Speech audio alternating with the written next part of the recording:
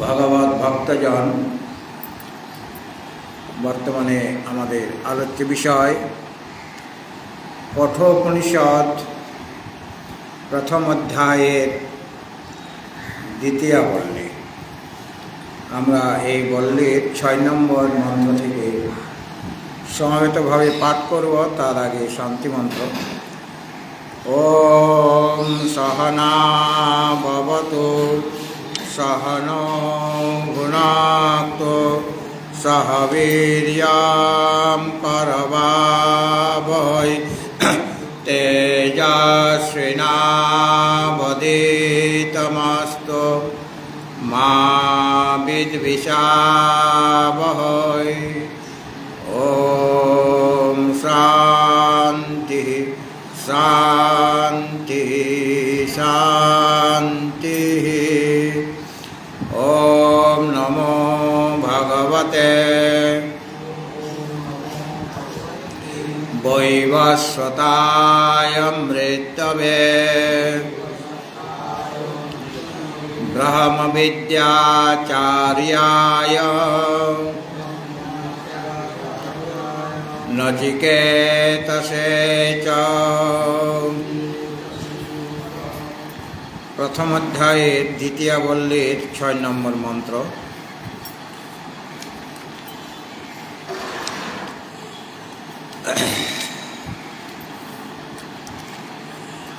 ন সাম্পরায় প্রতিভাতি বালম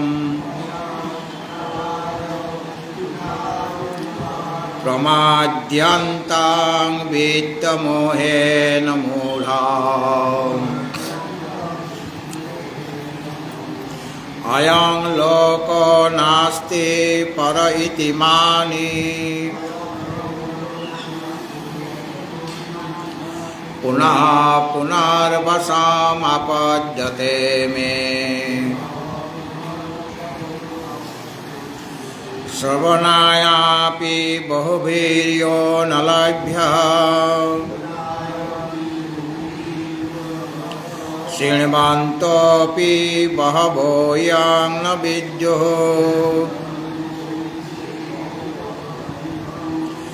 আশ্চর্যবক্তা কুশলস্য লব্ধা আশ্চর্যজ্ঞাতা কুশলানুশিষ্টঃ। ন নরেণ বরেণ প্రోক্ত এষা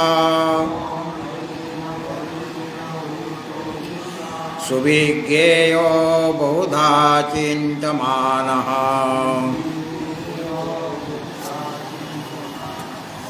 অনন্য প্రోক্তে গতিরাত্র নাস্তি অনিয়ানিয়তর্ক্য মনোপ্রমাণাৎ। নৈষা তর্কেন মতিরাপনেয়া প্रोक्तान्येनैव सुज्ञानाय प्रेष्ठ।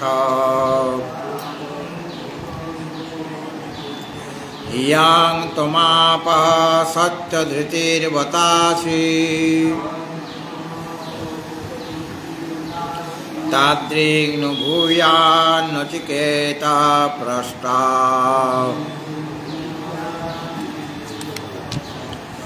जानाम्यहं सेवधीर्नित्या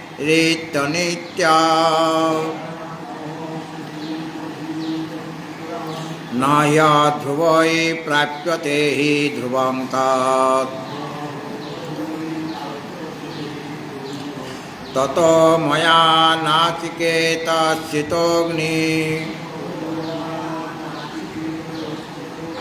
রণেত্রৈদ্রব্যৈ প্রাপ্তবানস্মি নিত্যং।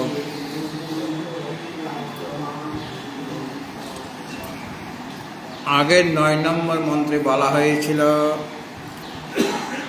যে মতি তুমি প্রাপ্ত হয়েছ হে প্রিয়তম, সেই মতিকে কুতর্কের দ্বারা সেই মতি কুতর্কের দ্বারা পাওয়া যায় না, অথবা কুতর্কের দ্বারা সেই মতিকে নষ্ট করা উচিত। যারা কুতার্কিক থেকে ভিন্ন অন্য অভেদদর্শী আচার্য, তাদের দ্বারা উপদিষ্ট হলে এটা সুজ্ঞানায় হয়, অর্থাৎ যথাযথভাবে জ্ঞান লাভ করা যায়। তুমি সত্যধৃতি, সত্য সংকল্প, সত্য থেকে, সত্য আত্মা থেকে তোমার ধৈর্য বিচ্যুত হয়ে যায়নি। তুমি অনুকম্পার পাত্র। তোমার মতো শিষ্য যেন আমাদের আরও হয়। এইভাবে নচিকেতার প্রশংসা করলেন। আর নচিকেতার যে গুণাবলী আছে তার মতো গুণাবলম্বী যমরাজেরও ছিল না, সেটা তিনি নিজে প্রকাশ করছেন এই 10 নম্বর মন্ত্রে। মানে এর দ্বারা পরোক্ষভাবে আবার নচিকেতারই প্রশংসা করা হয়ে গেল। মানে তোমার যেরকম ত্যাগ, বৈরাগ্য বা সেই আত্মবিদ্যা লাভ করার জন্য যে ব্যাকুলতা, এবং তুমি অনায়াসে ইহলৌকিক এবং পারলৌকিক ভোগ্য পদার্থ সমূহ ত্যাগ করে দিয়েছি। আমি সেটা করতে পারিনি। কেন পারিনি? আমি যমপদ লাভ করার জন্য নাচিকেত অগ্নির সম্পাদন করেছিলাম। মানে এখন তো নাচিকেত অগ্নি হয়ে গেছে নামটা। অর্থাৎ আমার একটা আসক্তি ছিল যমপদের জন্য, কাজে আমি যমপদ লাভ করেছি। কিন্তু তুমি কোনো পদ চাওনি, কোনো ভোগ্য পদার্থ চাওনি, কাজে আমার থেকেও তোমার অধিক গুণাবলী আছে।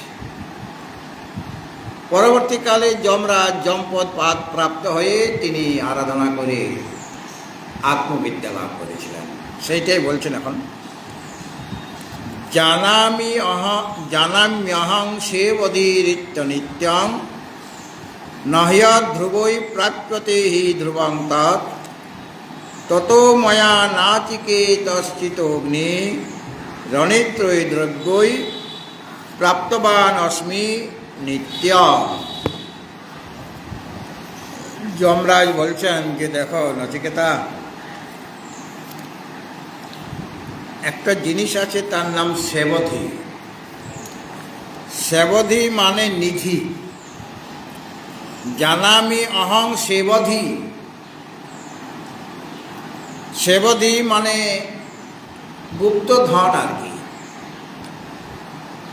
অনেক দিনের সঞ্চিত ধন আমরা আগেকার দিনে মাটির নিচে রেখে দিতাম, কোনো কলসের মধ্যে রেখে মুখ বন্ধ করে রেখে দেওয়া হতো। ওইরকম আগেকার দিনে ব্যাংকে সেরকম সিস্টেম ছিল না, তো ওটার নাম হলো নিধি।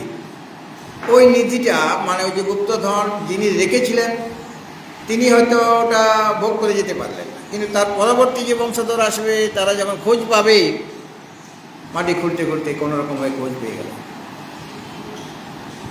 এবং সেটা যদি বুঝতে পারে এখানে নিধি আছে, বা পুরোপুরি বলে গিয়েছেন নিধি আছে এখানে, কিন্তু কোথায় আমরা বুঝতে পারছি না,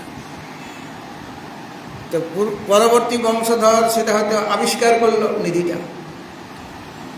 সেই নিধিটা তাদের কাছে কাম্য কিনা, হ্যাঁ, তারা ওটা চায়, কেননা ওটা দিয়ে তাদের ইহলৌকিক অনেক কিছু সম্পাদিত হতে পারবে। সেরকমভাবে আমাদের যে কর্মফল, যেমন নিধিটা আমরা সকলেই চাই, যদি আমি বুঝতে পারি আমাদের নিধি আছে মানে গুপ্তধন আছে, তাহলে সেটা আবিষ্কার করার চেষ্টা করি আমরা। সেরকম সেবধি শব্দের অর্থ এখানে কর্মফল। যেমন নিধিটা আমরা চাই, আমাদের কামনা আছে নিধি লাভ করার জন্য, সেরকম কর্মফলও আমরা পেতে চাই, একটা ভালো কর্মের ফল আমরা পেতে চাই কিনা, স্বর্গাদি ফল পেতে চাই। তো তিনি বলছেন এই যে সেবধি মানে কর্মফল রূপ যে নিধি, মানে নিধির সাথে গুপ্তধনের সাথে সেবধির মানে কর্মফলের একটা সাদৃশ্য আছে। নিধিকেও আমরা যেমন চাই, সেরকম কর্মের ফলটাও তো আমরা চাই। ভালো ফল হলে চাইব কিনা, স্বর্গাদি যদি ফল হয় চাইব কিনা, চাই। তো সেবদি অনিত্যম, সেবদিটা মানে কর্মের ফলটা অনিত্য, সেটা স্বর্গীয় ফলেই হোক আর ইহলৌকিক ফলেই হোক, সেটা হলো অনিত্য। ইতি অহং জানামি, এটা আমি জানি যে কর্মফলটা যে অনিত্য। যমরাজ নিজে বলছেন যে কর্মফল যে অনিত্য, এটা আমার জানা আছে। জেনে শুনে ওই অনিত্য কর্মফলকে তিনি পেতে চেয়েছেন। কেউ কি অনিত্য জিনিসকে পেতে চায়? কর্মফল তো ভোগ করলেই সমাপ্ত হয়ে যাবে। স্বর্গফলও যদি হয় তাহলে সেটা তো ভোগের দ্বারা সেখানে সমাপ্ত হয়ে যাবে, বা স্বর্গও একদিন নষ্ট হয়ে যাবে, নাশ হয়ে যাবে। তাহলে স্বর্গ নিবাসী যাবে কোথায়? তারাও নাশ হয়ে যাবে। মানে সেবদি এখানে বলতে চাইছেন যমরাজ, ওই যে জাম্য পদ, যমের যে পদ, ওটা একটাতে নিধি। ওটা তিনি সেই রকম কর্ম উপাসনা করেছেন যার ফলে ওই নাচিকেতা অগ্নি তিনি আরাধনা করেছেন, তার ফলে তিনি যমপদ লাভ করেছেন। এই যমপদটাও অনিত্য, চিরকাল যমপদটা তার থাকবে না। কেন? ওটা তো স্বর্গলোকের মধ্যেই পড়ে। দেবরাজ ইন্দ্র স্বর্গলোকের অধিপতি, তো স্বর্গটাই তো একদিন বিনাশ হয়ে যাবে। তাহলে দেবরাজ ইন্দ্র থাকবে কোথায়? তিনি আর দেবরাজ থাকতে পারবেন? সেটা অনিত্য। তো এই যে সেবদি মানে কর্মফল রূপ যে নিধি, সেটা অনিত্য, এটা আমি জানি। জানা সত্ত্বেও এই ফলকে লাভ করার জন্য আমি চেষ্টা করেছিলাম, আর তুমি অনায়াসে সেগুলি ত্যাগ করে দিচ্ছ, তাই না? নচিকেতা তো স্বর্গীয় ফল তো তিনি দিতে চেয়েছিলেন, ইহলৌকিক ফলও দিতে চেয়েছিলেন যমরাজ, আর স্বর্গীয় ফলও দিতে চেয়েছিলেন তিনি, কিন্তু সেগুলিকে উনি গ্রহণ করলেন কি নচিকেতা? তার ওই পদার্থের প্রতি বৈরাগ্য আছে, মানে ওগুলি তার কোনো কাজে লাগবে না, বরং জীবনের ক্ষতি করে দেবে। এটা নচিকেতা বিচার করে জানেন, কিন্তু যমরাজ সেটা জানতে পারেননি। উনি ভাবলেন যমপদ পেলেই আমি খুব খুশি হব। এই জন্য বলছেন অধ্রুবই মানে অনিত্য সময়ের দ্বারা, অনিত্যের দ্বারা মানে অনিত্য সাধন যে কর্মসময়ের দ্বারা। স্বর্গ যেতে গেলে তো আমাকে কর্ম করতে, কর্ম এবং উপাসনা করতে হবে। উপাসনাটা একরকমের কর্ম। তো অধ্রুব মানে নিত্য, আর অধ্রুব মানে অনিত্য। তাহলে অধ্রুবই মানে অনিত্য যে কর্মসমূহ, তার দ্বারা যে ফলটা আমার লাভ হবে সেটাও তো অনিত্যই হবে। অনিত্য কর্ম মানে অধ্রুবই মানে অনিত্য সমূহের দ্বারা, মানে অনিত্য সাধন যে কর্মসমূহ, না রকম কর্ম উপাসনা করলে তবে গিয়ে ইহলৌকিক ফল বা পারলৌকিক ফল লাভ হয়। হ্যাঁ, তাহলে অনিত্যের দ্বারা, অনিত্য যে কর্মের দ্বারা কি লাভ হবে, যেটা লাভ হবে সেটাও অনিত্য। তদ্ধ্রুবম নহি প্রাপ্যতে, সে অনিত্য কর্মসমূহের দ্বারা নিত্য যে ফল, নিত্য ফল হচ্ছে পরমাত্মতত্ত্ব, সেটা কি লাভ করা যাবে?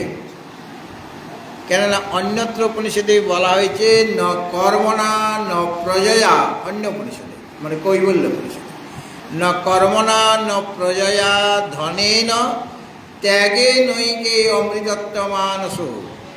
ন কর্মণা, কর্মের দ্বারা অমৃতত্ব লাভ করা যায় না, মানে সে পরম তত্ত্বকে জানা যায় না। ন প্রজয়া, প্রজা মানে সন্তান সন্ততি, আত্মীয় স্বজন, বন্ধু বান্ধব, এদের দ্বারাও সেই অমৃতত্ব লাভ করা যায় না। ধনেন মানে ন ধনেন, ধনের দ্বারাও সে অমৃতত্ব লাভ করা যায় না। তবে কিসের দ্বারা লাভ করা যায় না? ত্যাগে ন, একে। কেউ কেউ বলেন যে ত্যাগের দ্বারা সেই অমৃতত্ব লাভ করা সম্ভব। তাহলে অনিত্য কর্মসমূহের দ্বারা ধ্রুব যে পরম তত্ত্ব, পরমাত্ম তত্ত্ব, সেটা ন প্রাপ্যতে, পাওয়া যায় না। এই যে নহি অধ্রুবই প্রাপ্যতে হি ধ্রুবম তদ্ধ্রুবম, সেই ধ্রুব মানে পরমাত্ম তত্ত্ব। অধ্রুবই মানে কর্ম, অনিত্য যে কর্ম সাধনের দ্বারা পাওয়া যায় না, কর্মের দ্বারা সেই ধ্রুবকে মানে পরম তত্ত্বকে জানা যায় না। এটা আমার জানা আছে। তাহলে আমি জানি যে সেবধিটা হচ্ছে অনিত্য। সেবধি মানে কর্মফল রূপ যে নিধি, সেবধি মানে নিধি। এখানে নিধি শব্দের অর্থ করা হলো কর্মফল। নিধির সাথে কর্মফলের একটা সাদৃশ্য আছে। নিধিকেও সকলেই চায়, আর কর্মফলও সকলেই চায়, স্বর্গাদি ফল চায় লোকে। সেটা যে অনিত্য এটা আমার জানা আছে, এবং এটাও জানি যে অধ্রুবের দ্বারা, অনিত্য কর্মসমূহের দ্বারা ধ্রুব যে পরম তত্ত্ব তাকে লাভ করা যায় না। হি মানে যেহেতু, ওখানে আছে হি, হি ধ্রুবং তৎ। হি মানে যেহেতু, তত সেহেতু মানে যেহেতু ওই অনিত্য কর্মসমূহের দ্বারা ধ্রুব যে পরম তত্ত্ব লাভ করা যায় না, সেই হেতু অনিত্যই দ্রব্যই তত ময়া নাচিকেতশ্চিতোগ্নি অনিত্য দ্রব্যই প্রাপ্তবান অস্মি নিত্যম। অনিত্যই দ্রব্যই, অনিত্য দ্রব্য সময়ের দ্বারা একটা যাগযজ্ঞ যদি করা হয়, তাহলে সেখানে পশু প্রভৃতি নানা রকম সাধনের দরকার। এগুলি সব অনিত্য দ্রব্য। অগ্নি চায়, ঘৃত চায়, সাকল্য চায়, পশু ইত্যাদি চায়, সবগুলো কিন্তু অনিত্য দ্রব্য। তাহলে অনিত্যই দ্রব্য, অনিত্য দ্রব্য সময়ের দ্বারা মানে পশু প্রভৃতি নানা প্রকার সাধনের দ্বারা নাচিকেত অগ্নি ময়া চিতঃ। যমরাজ বলছেন যে নাচিকেত অগ্নি মানে যেটা অগ্নিবিদ্যা, হ্যাঁ, যার দ্বারা পরমাত্মাকে এই স্বর্গলোকে যাওয়া যায়। অগ্নিবিদ্যার দ্বারা দ্বিতীয় করে পেয়েছেন না নচিকেতা, এবং যমরাজ সেটার নাম দিয়েছেন নাচিকেত। সন্তুষ্ট হয়ে নচিকেতার নামে ওই অগ্নির নামকরণ যমরাজই করেছেন। তো তিনি যখন করেছিলেন, যমরাজ যখন সাধনা করেছেন, তখন তো ওটার নাম নাচিকেত অগ্নি ছিল না। এখন নাচিকেত অগ্নি যমরাজ সেটার নামকরণ করেছেন। সেই নামকরণ দিয়ে বলছেন যে আমার দ্বারা নাচিকেত অগ্নি চিত হয়েছে, মানে সম্পাদিত হয়েছে, যার ফলে আমি আজকে এই যমপদ লাভ করেছি। হ্যাঁ, এই জন্য তসমা, সেই কারণে যেহেতু আমার দ্বারা অনিত্য দ্রব্যের দ্বারা মানে একটা উপাসনা করতে গেলে, কর্ম করতে গেলে অনেক কিছু পদার্থ লাগে, দ্রব্য লাগে, তার দ্বারা আমি নচিকেত অগ্নি আমার দ্বারা চিত হয়েছে, মানে সম্পাদিত হয়েছে, মানে আমি করেছি। আর করার ফলে তার ফলরূপে নিত্যং প্রাপ্তবান অস্মি, আমি এই নিত্য জাম্য পদ লাভ করেছি। নিত্য আসলে একটা সে পরম তত্ত্ব, কিন্তু যমপত্র নিত্য নয়। তাহলে পর কি করে বললেন যমরাজ যে নিত্য পদ আমি লাভ করেছি, নিত্যং প্রাপ্তবান অস্মি। সেই রকম নাচিকেত অগ্নি সম্পাদিত যেহেতু হয়েছে আমার দ্বারা, তার ফলে আমি নিত্য জাম্য পদ লাভ করেছি, মানে যমের পদটা পেয়েছি। এটা আপেক্ষিক নিত্য। স্বর্গের দেবতারা যে অমৃত পান করেন, সেই অমৃতটা কিন্তু আপেক্ষিক অমৃত, মানে আমাদের তুলনায় তাদের আয়ুটা বেশি, আমাদের তুলনায় তাদের ভোগ্য পদার্থ বেশি। সেখানে অতি সহজে জরা ব্যাধি এগুলি আসে না। আমাদের যখন তখন জরা ব্যাধি হয়ে যাচ্ছে। আমাদের আয়ুটাও অল্প এবং ভোগ্য পদার্থ খুবই কম স্বর্গের তুলনায়। কাজে পৃথিবীর তুলনায় ওই যে স্বর্গাদি লোক বা তারা যে অমৃত পান করেন, সেটা আপেক্ষিক অমৃত। এর দ্বারা সেই অজর অমর অভয় পদ লাভ করা যায় না, মানে মোক্ষ লাভ হয় না সেই অমৃত পান করে।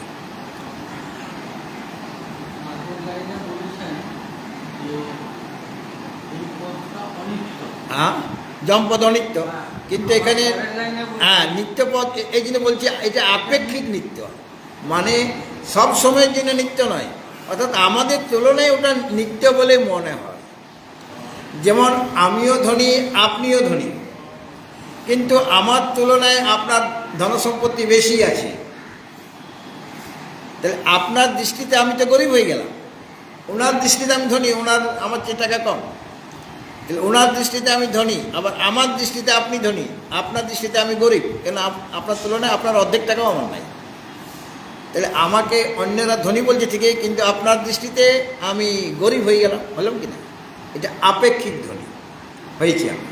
ঠিক সেরকমভাবে নিত্যপদটা আপেক্ষিক নিত্য, মানে আমাদের তুলনায় সেখানে ভোগ্য পদার্থ বেশি, আমাদের তুলনায় তাদের আয়ু বেশি, রোগ জ্বালানি কম, আর কি খুব কম হয়।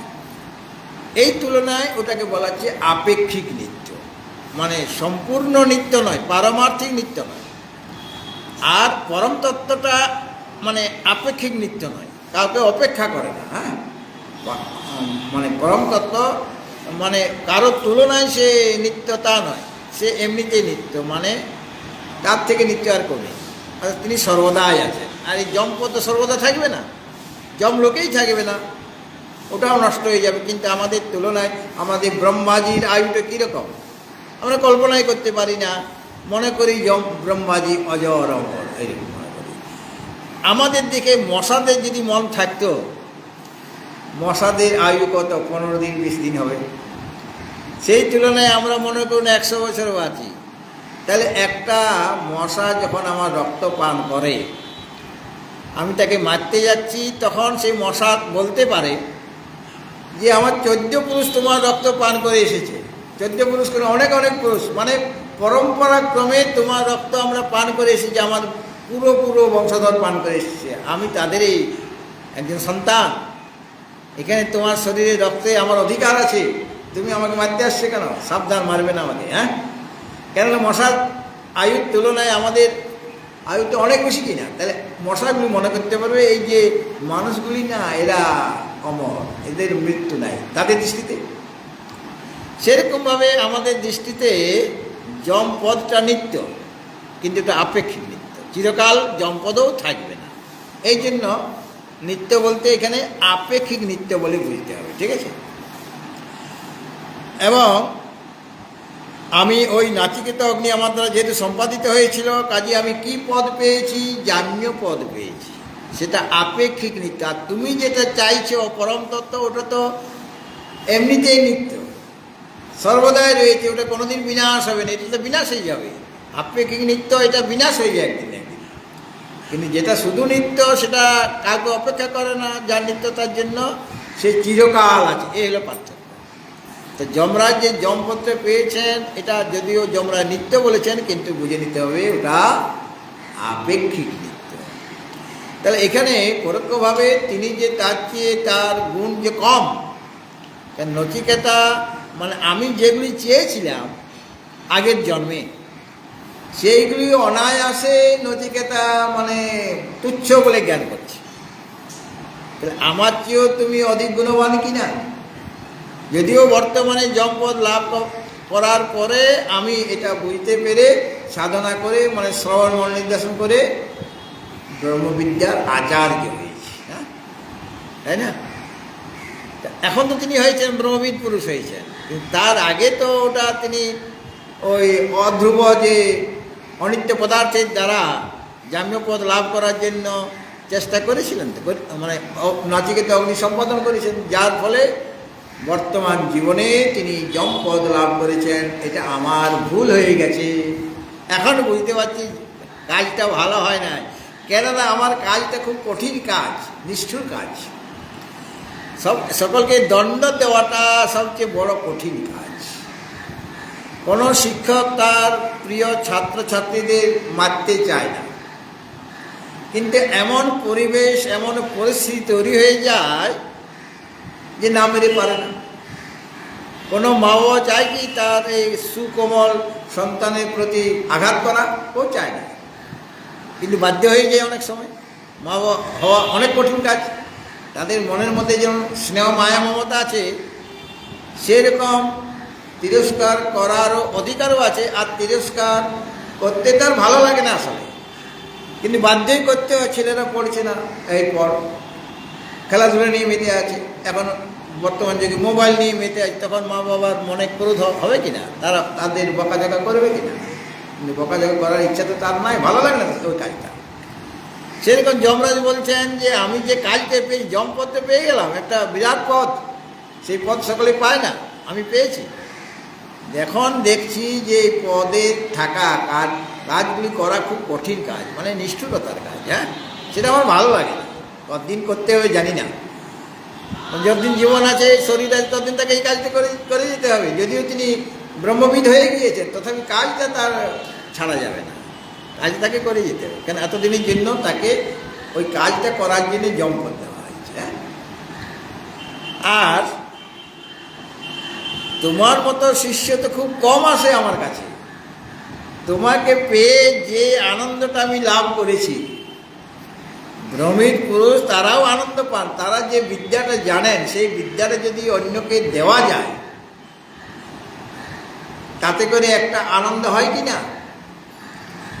বিদ্যার বিক্রয় হয় না, বিদ্যা দান করতে হয়।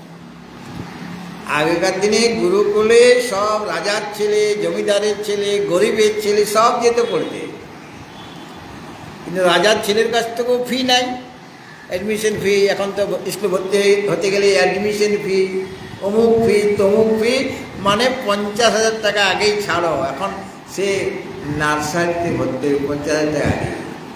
আমাদের প্রাইমারি স্কুলে পড়ার জন্য একটা পয়সা কোনোদিন খরচ করতে হয় না, শুধু 2-1টা বই কিনতে হয়েছিল। হ্যাঁ, বইগুলো কেনা, কিন্তু অ্যাডমিশন ফি ছিল নাকি অন্য কিছু ছিল, মাসে মাসে আবার টাকা দিতে হবে। আগে তো আমরা বিনা পয়সাতেই প্রাইমারি স্কুল করেছি। আর হাই স্কুলে মাসে 2 টাকা অ্যাডমিশন ফিটা, খুব জোর সব কিছু মিলে হয়তো 5-6 টাকা হয়, 2 টাকা মাসে, সেটাও দিতে পারার ক্ষমতা সকলের থাকে না।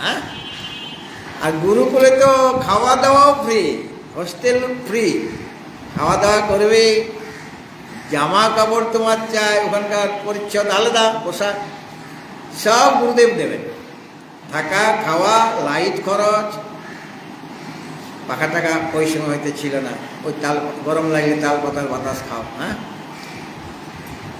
তাহলে বিদ্যা, ওই যে গুরুদেব সে এত কষ্ট করছেন কেন ছেলেদের জন্য? ওইটাই তার আনন্দ, গুরু মারক ওইটাই আনন্দ। হ্যাঁ, আর যে ছেলেরা ওখানে গিয়েছে তাদের অনেক পরিশ্রম করতে হয়, কারণ গুরুদেব তো সেরকম সামর্থ্য নাই। তাদের কাঠ কুড়িয়ে আনতে হবে, তাদের রান্নাতে সাহায্য করতে হবে, সব কিছু করতে হবে। শিষ্যের মনে খুব আনন্দ, আর গুরুদেবের মনেও আনন্দ, গুরুমার মনেও আনন্দ। এত লোকের, এত ছেলে রান্না করছে, সে তার অনেক ছেলে। গুরুমাকে যদি জিজ্ঞেস করে তোমার কটা ছেলে এই বছরে হয়েছে, বলে এইবারে তো 100টা হয়েছে আমার ছেলে এই বছরে। হ্যাঁ, এইভাবে কত ছেলে আসছে যাচ্ছে, তার কত আনন্দ। সেরকমই যমরাজ বলছেন যে আমি যে বিদ্যাটা এখানে পেয়েছি জমপদ পাওয়ার পরে, সেই বিদ্যাটা আমি যে দান করব উপযুক্ত অধিকারী পাই না। যদি অধিকারী পেয়ে যায় তোমার মতো, তোমাকে পেয়ে আমার খুব আনন্দ হয়েছে। আরও এরকম যদি ছেলে পেয়ে যায় তোমার মতো বৈরাগ্য সম্পন্ন এবং জ্ঞান লাভে তৎপর যারা হবেন, তাদেরকে আমি এমনিতেই এখানে থাকা খাওয়া সব ফ্রি। হ্যাঁ, যমলোকে মানে কেবল যে দণ্ড দেওয়া হয় তা নয়, সেখানে আরও নানা রকম ইয়ে আছে, থাকার ঘর আলাদা আছে। হ্যাঁ, ভালো ভালো লোক যদি যায় না, তাদের জন্য আলাদা ঘর, তাদের কোনো শাস্তি পেতে হবে না, বরং তারা খুব আনন্দে থাকবে। নচিকেতা যেমন কোনো, তার 3 দিন কষ্ট হয়েছে, মানে খাওয়া দাওয়া হয়নি, কেননা তার গুরুদেব বাইরে, গুরুদেব না বললে খাবে কেমন করে শিষ্য? হ্যাঁ, এটার ভাষ্যটা দেখুন। এখন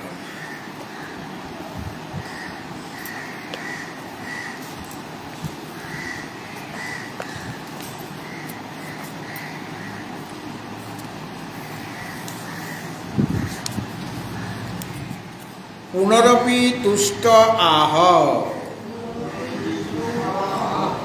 যমরাজ তিনি পুনর্বার সন্তুষ্ট হয়ে বলতে লাগলেন। হ্যাঁ, পুনরপি তুষ্ট আহ, মানে পুনরায় সন্তুষ্ট হয়ে তিনি বলছেন নচিকেতাকে। কি বলছেন? মানে আমার চেয়ে তোমার অধিক গুণ, তোমার মতো গুণ আমার আগে ছিল না, এখন আমি ব্রহ্মবিদ হয়েছি ঠিকই, কিন্তু এই ব্রহ্মবিদ এই যমপদ পাবার আগে তোমার অবস্থায় যখন আমি ছিলাম তোমার স্তরে, তখন তোমার স্তরটা আমার চেয়ে অনেক বেশি বলে দেখছি।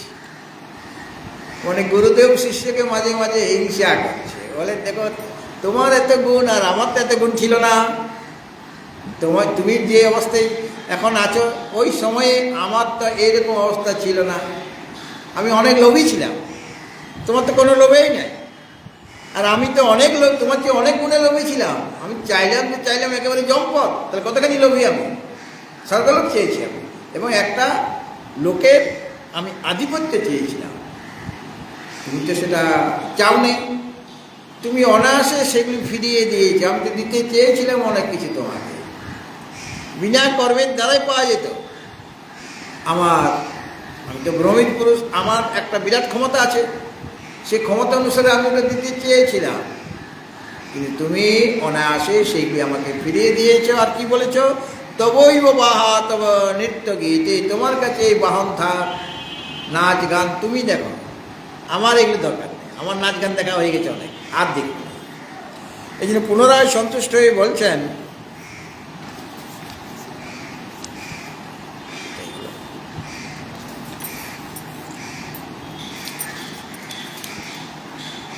জানামি অহং সেবধি নিধি কর্মফল লক্ষণ নিধিরিব পার্থিত ইতি। জানামি অহং সেবধি, মন্ত্রের প্রথমে আছে জানামি যোগ অহং সেবধি ইতি অনিত্যং, সন্ধি বিচ্ছেদ করে দিলাম। হ্যাঁ, জানামি যোগ অহং সেবধি বিসর্গ ইতি অনিত্য, অর্থাৎ সেবধি যে অনিত্য এটা আমি জানি। অর্থাৎ কী হয়েছিল, সেবধি যে অনিত্য এটা আমার জানি, মানে জেনে শুনে পাপ করছে। হ্যাঁ, নচিকেতা যমরাজ বলছেন না, আমি তো জেনে শুনে পাপ কাজ করে বসেছি, ওটা তো পাপ কাজে, মানে তার জন্য তো এই যমলোকে যম শরীর আমি পেয়েছি। হ্যাঁ, এই নিষ্ঠুর কাজ করার দায়িত্ব আমাকে দেওয়া হয়েছে। কিন্তু এমন নয় যে আমি এটা জানতাম না, আমি ভালোভাবে জানি। এই জন্য বলছেন জানামি অহং সেবধি, আমি সেবধিকে জানি। সেবধি শব্দের অর্থ করা হলো নিধি, সেবধি মানে নিধি, আর নিধির অর্থটা করা হচ্ছে কর্মফল লক্ষণ। নিধির মানে এখানে কর্মফলটা নিতে হবে। কেন, নিধিরিব পার্থিত ইতি, নিধি যেমন সকলেই চায়, ওই গুপ্তধন সকলেই চায়। যদি জানতে পারে এখানে গুপ্তধন আছে, তাহলে সেখানে ওই ঘরে যারা বাস করে তারা ওটা চাইবে কি না, মনে প্রাণে কামনা করবে নিধিকে। সেরকম আমরা কর্মফলকে চাই। কর্মের যে ফল সেটা আমরা চাই। এই জন্য নিধির সাথে তুলনা আছে, মানে নিধির সাথে সাদৃশ্য আছে। নিধিকে যেমন আমরা চাই, সেরকম কর্মফলও আমরা কামনা করি। কর্মের যে ফলটা স্বর্গ ইত্যাদি সেটা আমরা চাই কিনা। এই জন্য নিধি শব্দের গৌণ অর্থ হয়ে গেল কর্মফল। হ্যাঁ, সেবধি শব্দের অর্থ কি হয়ে গেল, কর্মফল। সেবধি শব্দের আসল অর্থ হলো নিধি বলে, কিন্তু নিধির অর্থটা এখানে করা হলো কর্মফল।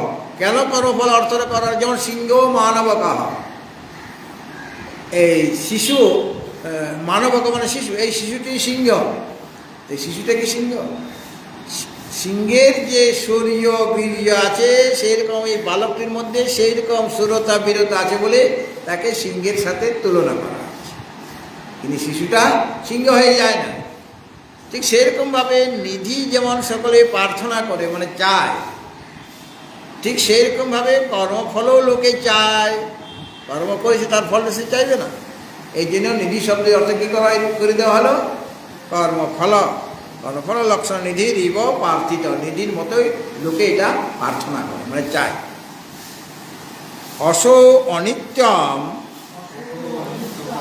অনিত্য ইতি জানামি, মূলে রয়েছে জানামি অং সেবধি ইতি অনিত্যম। সেবধিটা যে অনিত্য এটা আমি জানি, কিন্তু সেবধি শব্দটা পুংলিঙ্গ আর অনিত্যমটা ক্লিবলিঙ্গ করে দেওয়া হলো। সেবধিটা অনিত্য যে বলতে চেয়েছে, বিশেষ হল সেবধি, তার বিশেষণটা তো সেই লিঙ্গেই হবে, এটা সংস্কৃতের নিয়ম। কিন্তু এখানে করে দিলেন অনিত্যম, মূলে অনিত্যম আছে কিনা, সেবধির ইতি অনিত্যম। তাহলে অনিত্য কেন হলো? ওটা তো অনিত্য হওয়া উচিত ছিল, কেন সেবধিটা পুংলিঙ্গ শব্দ, তাহলে ওখানে অনিত্য হওয়া উচিত ছিল। সেটা আচার্য বলে দিচ্ছেন, অসৌ অনিত্যম অনিত্য ইতি জানামি, ওটা পুংলিঙ্গে ট্রান্সফার করে দিলেন। হ্যাঁ, মূলে যদিও অনিত্যম আছে, সেটাকে ট্রান্সফার করা হলো পুংলিঙ্গে। অসৌ মানে এই যে সেবধিটা, অনিত্যম মানে অনিত্য, ক্লিবলিঙ্গ থেকে পুংলিঙ্গে নিয়ে আসা হলো।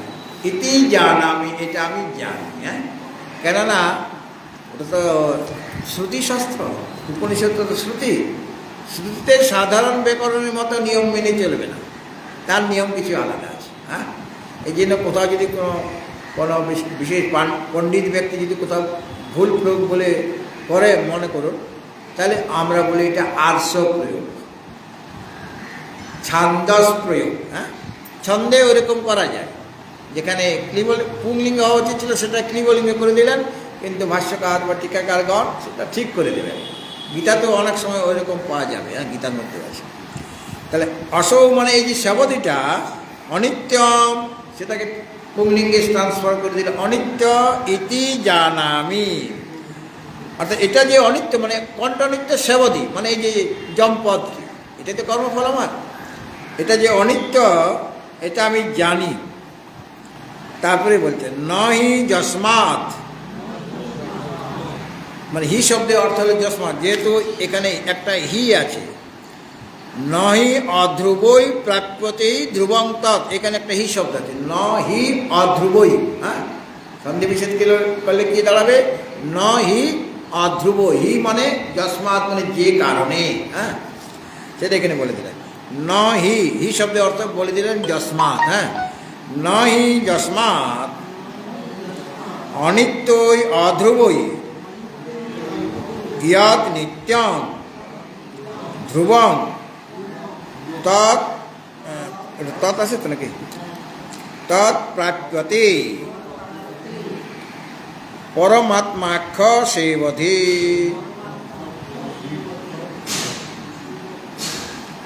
নট আমি পরে লাগাবো, হি মানে যস্মাৎ, যেহেতু, হি মানে যেহেতু, নট আমি পরে লাগাবো। হ্যাঁ, যেহেতু অনিত্যই অধ্রুবই, এখানে অধ্রুবই শব্দটা আছে, অধ্রুবই মানে অনিত্যই। হ্যাঁ, অনিত্য মানে অনিত্য, যে অনিত্যের সাধন যে কর্মসমূহ সেগুলো অনিত্য, কর্মগুলি অনিত্য, কর্ম চিরকাল থাকে না।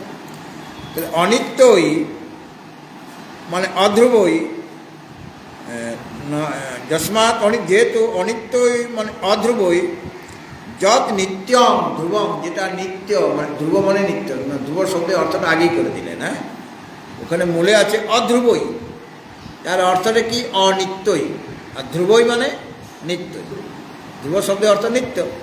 তো এখানে এমনি নিয়ম হচ্ছে আগে মূল শব্দটা বলবে, তারপরে তার অর্থটা বলে, কিন্তু এখানে তার আগেই অর্থটা দিয়ে দিয়েছেন। অধ্রুবে অর্থটা অনিত্যই, এটা আগে দিয়ে দিয়েছেন এখানে। হ্যাঁ, অনিত্যই মানে অধ্রুবই। হ্যাঁ, আমার মূলে শব্দটা কি আছে? অধ্রুবই, তার অর্থটা পরে বলা দরকার ছিল। যেমন হি বলার পর যস্মাৎ বলা হয়, হি মানে যেহেতু, যস্মাৎ, সেরকমভাবে অধ্রুবই মানে অনিত্যই, কিন্তু অনিত্যই পদটা আগে দিয়ে দিয়েছেন, এরকম করা যায়। হ্যাঁ, তো অনিত্যের দ্বারা, অনিত্য যে কর্মসমূহের দ্বারা ধ্রুব, ধ্রুব সেটা ন প্রাপ্যতে, নট এখানে লাগা। অনিত্য যে কর্মসমূহের দ্বারা নিত্য যে পরমাত্মা পদ সেটা লাভ করা যায় না। পরমাত্মাক্ষ সেবধি, পরমাত্মা নামক যে সেবধি, ওটা একটা সেবধি। জমপদটা যেমন একটা সেবধি মানে কর্মফল, ঠিক সেরকমভাবে পরমাত্মাটাও একটা সেবধি। সেবধি শব্দের অর্থ তো কর্মফল বলা হয়েছে, ওটা তো কোনো কর্মের ফল নয়। পরমাত্মাকে কর্মের দ্বারা কি পাওয়া যায়? কর্মের কি ফল? যমপদটা কর্মের ফল, সে কর্ম উপাসনা করেছে, যমপদ পেয়েছে। কাজেই যমপদ যেটা সেবধি সেটা কর্মফলই বটে, কিন্তু পরমাত্মা কি কর্মের দ্বারা পাওয়া যায়? যেটা কর্মের দ্বারা পাওয়া যাবে সেটা অনিত্য হয়ে যাবে, এটাই নিয়ম। যৎ যৎ জন্যম তৎ অনিত্য, যেটা যেটা জন্য পদার্থ সেটা অনিত্য হয়ে যাবে, এটা সাধারণ নিয়ম। যৎ যৎ জন্যম, যেটা উৎপন্ন হয়েছে সেটা অনিত্য হবে, এটা আমরা জানি। যে যার উৎপত্তি হয়েছে তার মরণ হবে কিনা, তাহলে সে অনিত্য হয়ে গেল কিনা, মৃত্যু হয়ে গেল, অনিত্য হয়ে গেল, থাকলো না। তাহলে এই পরমাত্মাকে যদি সেবধি বলা হয়, সেবধি শব্দের অর্থ তুমি বললে কর্মফল, তাহলে পর কি করে পরমাত্মা যদি কর্মফল মানে কর্মজন্য হয়, তাহলে ওটাও তো অনিত্য হয়ে যাবে। পরমাত্মা অনিত্য হবে কিনা, বলে না অনিত্য হবে না। কীরকম? এখানে কর্ম মানে আমি শ্রবণ করছি, মনন করছি, নিধিধ্যাসন করছি, ওটা তো একটা কর্ম। শোনা, কান দিয়ে শুনছি, আমি গুরুর উপদেশ শ্রবণ করা একটা কর্ম কিনা। মনন, চিন্তা করছি, মনের দ্বারা বিচার করছি, নিধিধ্যাসন করছি, এর দ্বারা শ্রবণ নির্দেশনের দ্বারা কি পরমাত্মাকে পাওয়া যায়? যেমন কোনো কাজ করে আমি তার ফলটা পেলাম, ঠিক সেরকমভাবে যদি শ্রবণ নির্দেশন দ্বারা যদি পরমাত্মাকে লাভ করা যেত, তাহলে পরমাত্মা পদটা অনিত্য হয়ে যেত কিনা, বলে অনিত্য হবে না। এই কারণে পরমাত্মার উপরে একটা আবরণ আছে। এই ঘরটা অন্ধকার, অন্ধকারের ঘরের মধ্যে কিছু একটা জিনিস আছে। তো কিছু একটা জিনিস আছে,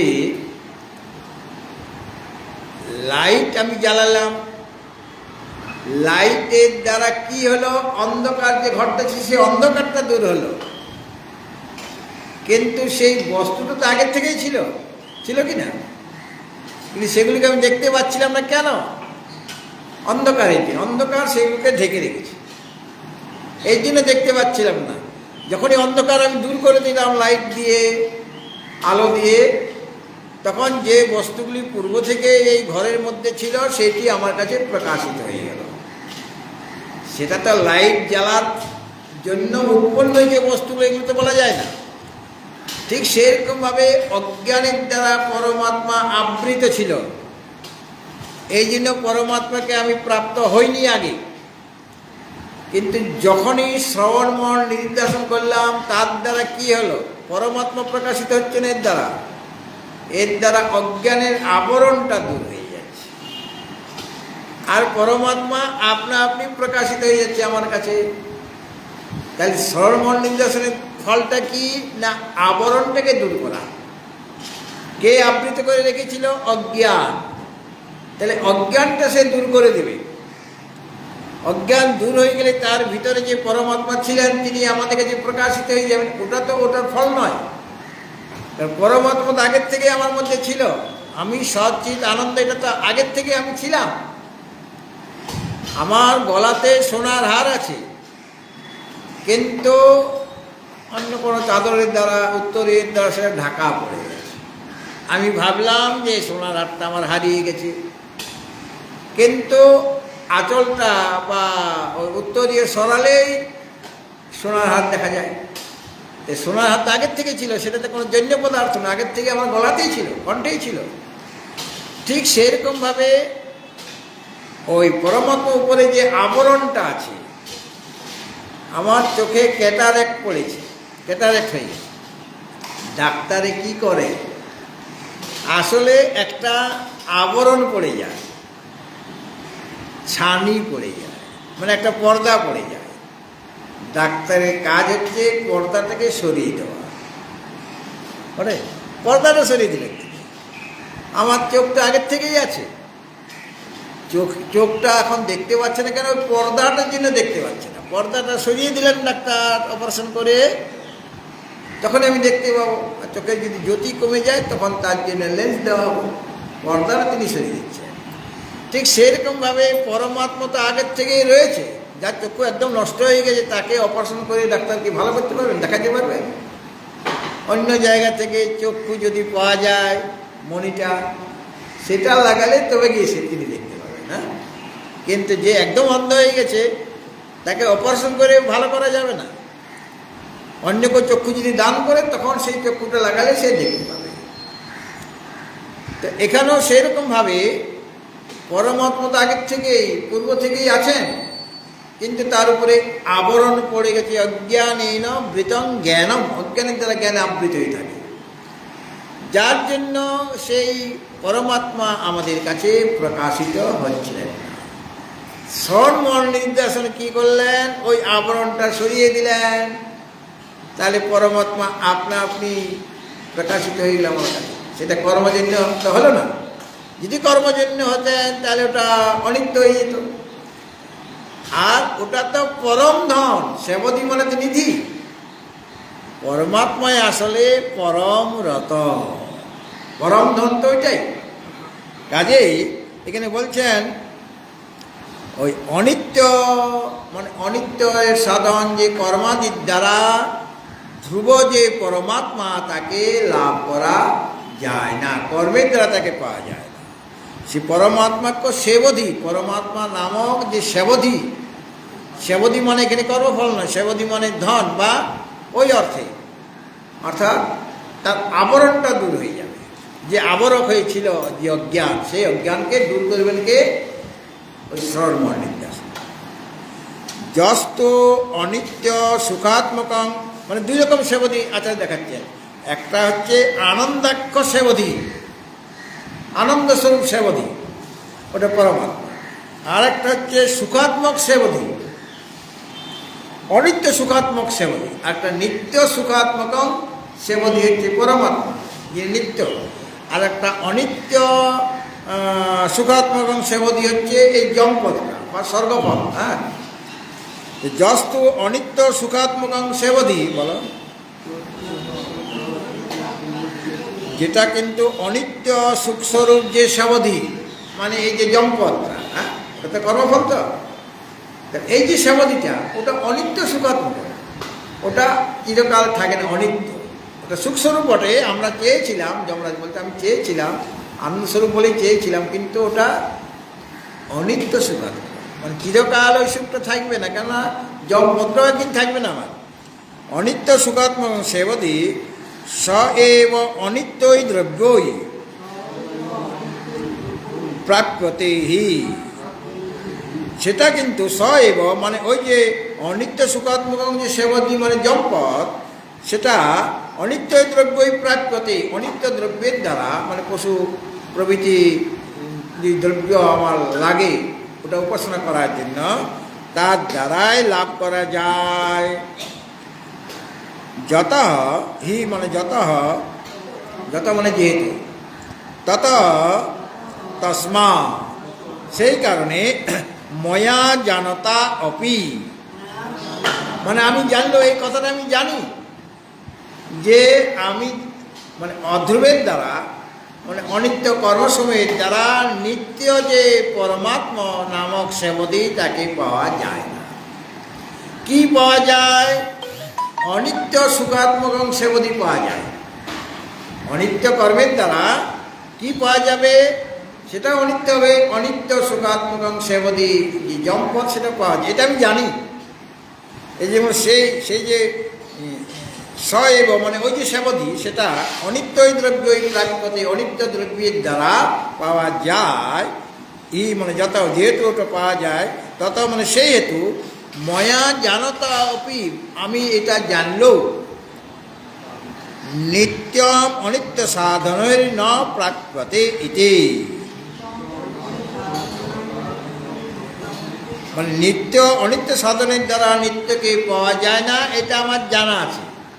অনিত্য সাধনের দ্বারা নিত্যকে পাওয়া যায় না। অনিত্য সাধন মানে কর্ম, তার দ্বারা নিত্য যে পরমাত্মা তাকে পাওয়া যায় না। কি পাওয়া যায়? অনিত্য সুখাত্মক সেবধিকে পাওয়া যায়, যেটা অনিত্য, যে সুখটা অনিত্য, সেরকম পদ একটা পাওয়া যায়, সেটাও সেবধি, কিন্তু নিত্যকে পাওয়া যায় না। এটা আমি জানি, ময়া জানা, তবে অর্থাৎ এটা আমার জানা থাকা সত্ত্বেও আমি কি করেছি? ভুল কাজ করে ফেলেছি, এটা জানি।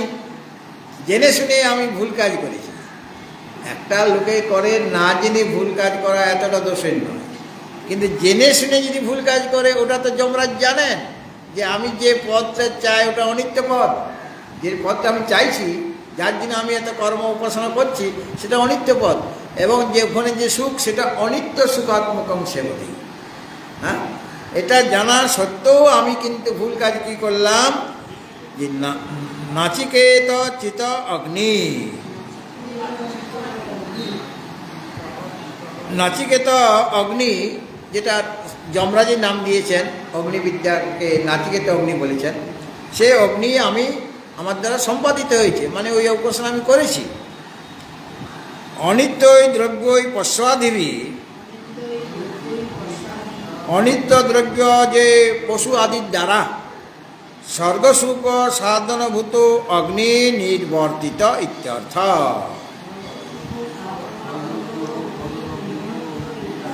মানে ওই যে বললেন নাচিকেত চিত অগ্নি, নাচিকেত অগ্নি আমার দ্বারা চিত হয়েছে মানে সম্পাদিত হয়েছে, এটারে অর্থটা করে দিচ্ছেন আচার্য, যে অনিত্যই দ্রব্যই, অনিত্য দ্রব্যের দ্বারা মানে পশ্চাদেবী পশু আদি যে অনিত্য দ্রব্য, তার দ্বারা স্বর্গসুখ সাধনভূত অগ্নি, স্বর্গসুখের সাধন স্বরূপ যে অগ্নি মানে নাচিকেত অগ্নি, স্বর্গসুখের মানে এই সুখটা কীরকম, স্বর্গসুখ, আরেকটা হচ্ছে আত্মসুখ, দুটো সুখের মধ্যে পার্থক্য আছে কিনা?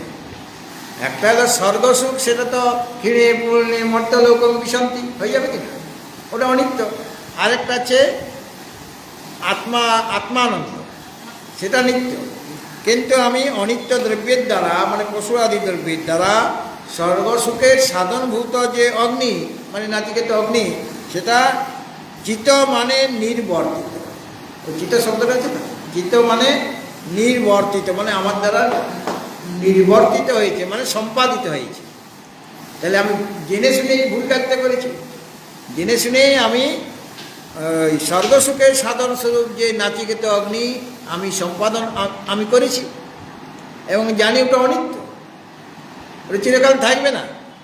কেন, যেটার দ্বারা আমি ওটাকে পেয়েছি জমপদ সেবতী, সেটা অনিত্য দ্রব্যের দ্বারা পেয়েছি, কাজে ওটা যে অনিত্য এটা আমার জানা আছে, এবং ওটা অনিত্য সুখাত্মকম এটাও আমি জানি।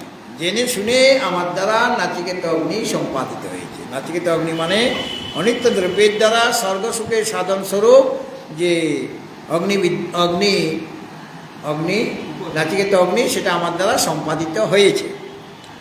তেন অহম অধিকারাপন্ন,